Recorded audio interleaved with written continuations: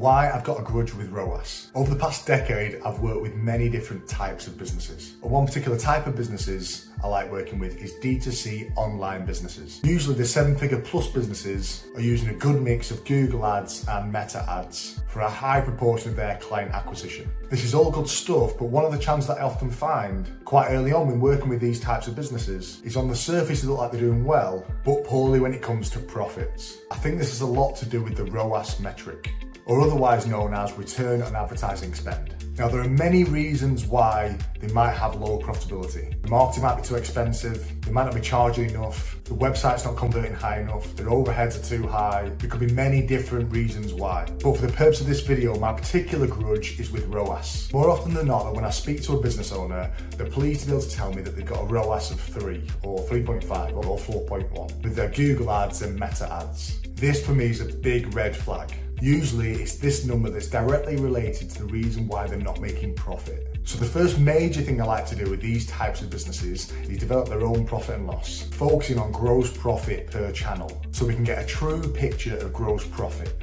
The other major thing I like to do with these businesses is to work out what their marketing cost per order is. This for me is the most important marketing metric. So let's imagine this business is turning over 100k per month, and the average transaction value in this example, let's say it's £1,000 per transaction or per order. So this means they're roughly taking 100 orders per month. For your reference, I'm not going to include any VAT in this, it's just going to be all excluding VAT, all the numbers that we discuss, to keep it simple, but VAT shouldn't be included in your profit and loss anyway, but that's a story for another day. And let's say once we calculate the gross profit or gross margins in this business, we figure out that our gross profit is 50%.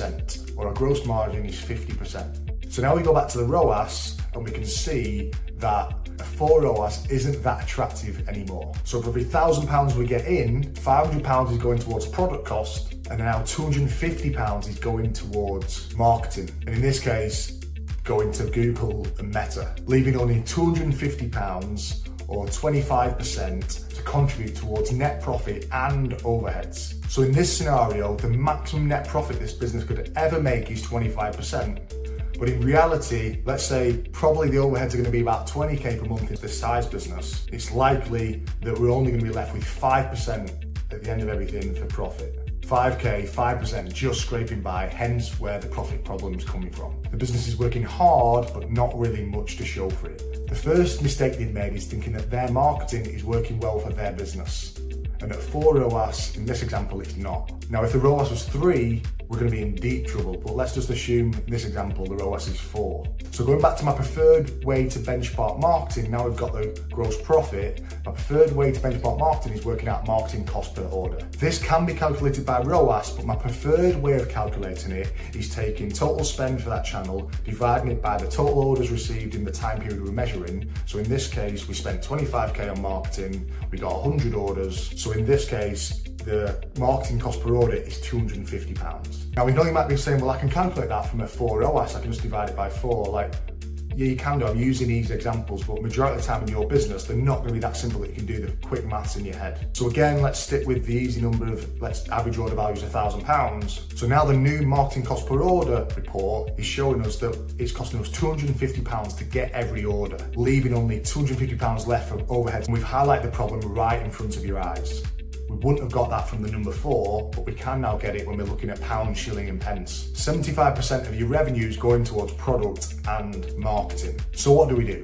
Okay, so firstly, focusing on marketing here as a lever that we can pull. The target should now be to challenge our marketing agency or in-house marketing team to work on reducing the marketing cost per order. And we're going to set them a target. Let's say we want to reduce the marketing cost per order over a 12-month period from £250 per order down to £125 per order. And they would achieve that by working on better copy, better images, better headlines, using videos, testimonials, improving the conversion rate of the website, improving conversion rate of landing pages, as we mentioned before, better targeting, better retargeting, abandoned cart checkout. There's loads of things that your marketing agency could be doing to drive the marketing cost per order down. The list is endless. There are lots of things that your team can be doing, but just need to be challenged and given clear direction of outcomes. Most of them are not business owners, so they probably think that a return of 4 is good because you've never questioned them otherwise. And I'm not saying you should sack them, I'm just saying you should work collaboratively with them to figure out how things can be done better. The first step should be having a regular weekly meeting with your team to review the results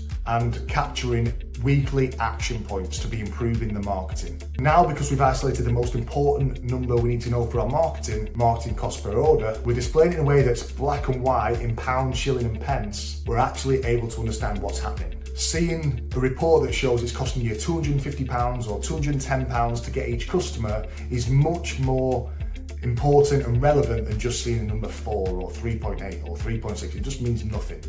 I want it in pounds, shilling and pence. And we're going to start to see improvements right away. But we don't just stop there.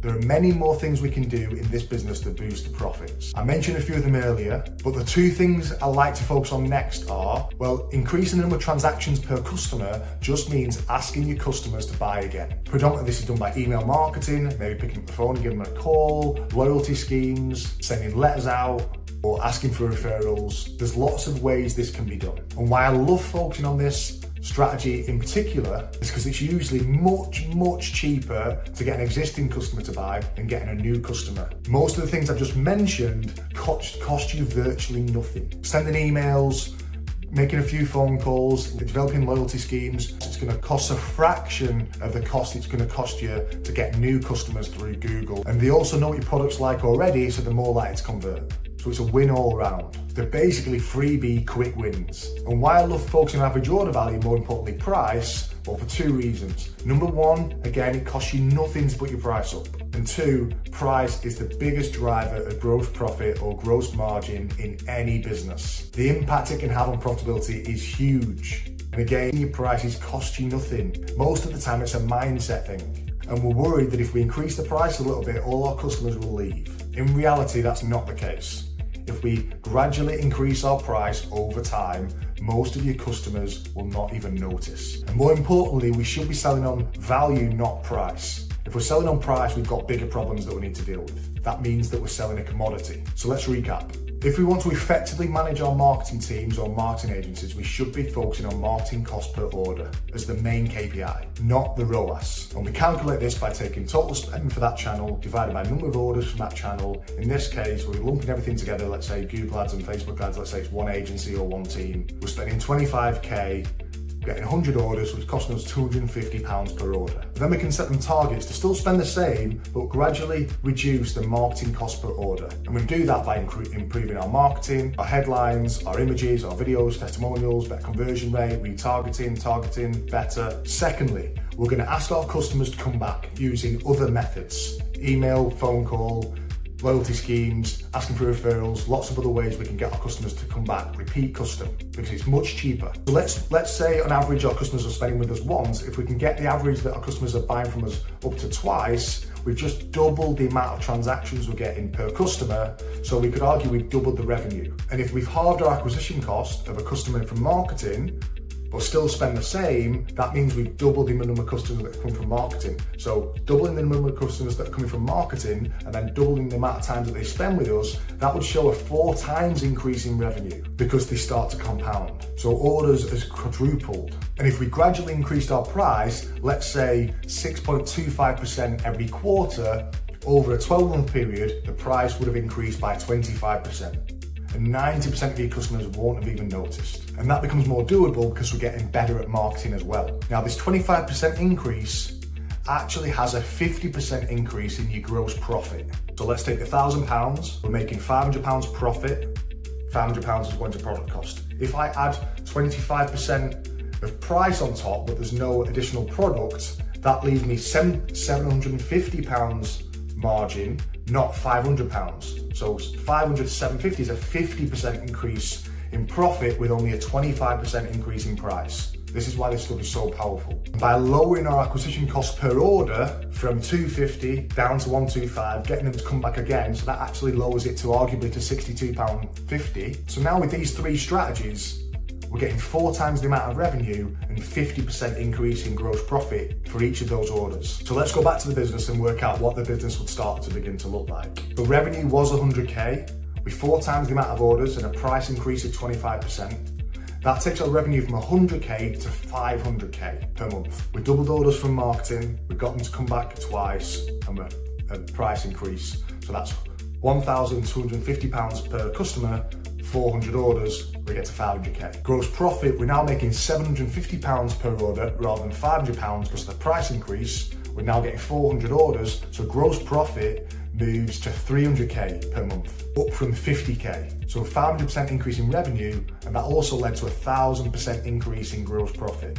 Marketing spend, we stayed the same, 25k. Overheads, let's just say in this example, we stayed the same, 25k. So we minus the 50 off from the gross profit, and net profit is now £250,000 per month, up from £5,000 a month. That's a 4,900% increase in net profit. And hey presto, you've changed your business from a 100k turnover business per month to a 250k profit business per month. And all we did was double the number of orders we're getting from our marketing, asked our customers to come back at least once, and increased our price by 6.25%, 4 times over a 12-month period. And that led to a 4,900% increase in net profit. And that's why all the case studies on my website look like typos when there's hundreds of percent increase and thousands of percent increase in revenue and profit. They're not. I just understand the mechanics of how to grow a highly profitable business, and why I'm an expert in scaling businesses from 7-figure revenues into 7-figure profits. So to summarize,